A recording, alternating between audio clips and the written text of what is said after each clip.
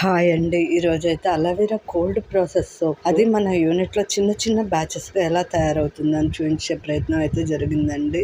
ఇందులో మనం olive oil కావచ్చు, coconut oil, castor oil, shea butter, rice bran oil, sunflower oil వీటన్నిటి mix తోటి ఒక కోల్డ్ ప్రాసెస్ సోప్ అయితే తయారు చేయడం జరిగింది. ఇందులో అలోవెరా ఎక్స్ట్రాక్ట్ కూడా వాడడం జరిగింది అనమాట. ఇవన్నీ కూడా చాలా బెనిఫిట్స్తో కూడి ఉంటాయండి. ఈ క్యాస్టర్ ఆయిల్ అయితే మనకి హ్యూమెక్టెంట్ అనమాట.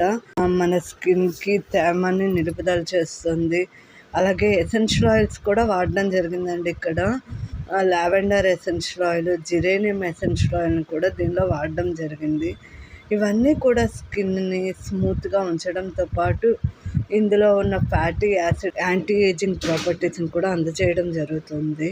కోకోనట్ ఆయిల్ మన స్కిన్కి కావాల్సిన విటమిన్ ఈ కావచ్చు, అమినో యాసిడ్స్ కావచ్చు, లోరిక్ యాసిడ్, కాప్రిలిక్ యాసిడ్ ఇలాంటి మంచి బెనిఫిట్స్ అన్నీ ఉండడం వల్ల స్కిన్కి మాయిశ్చరైజర్ అయితే ఇస్తుందండి.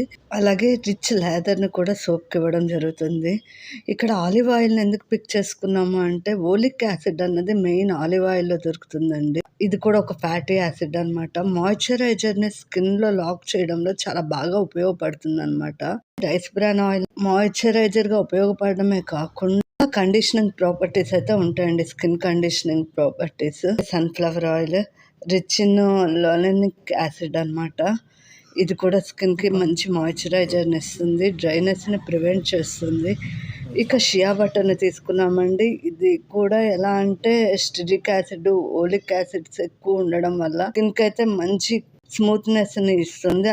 సోప్ క్యూరింగ్ అయ్యాక pH టెస్ట్ని అయితే చేయడం జరిగిందండి. మీరు చూడొచ్చు, ఇది న్యూట్రల్గా ఉంది, 7 చూపిస్తుంది.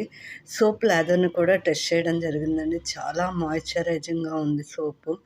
అట్ ద సేమ్ టైమ్ మీరు కండిషనింగ్ కానీ స్కిన్ తర్వాత వస్తున్న బ్రైట్నెస్ని కానీ మీరు ఇక్కడ వీడియోలో చూడొచ్చు అనమాట. Before after difference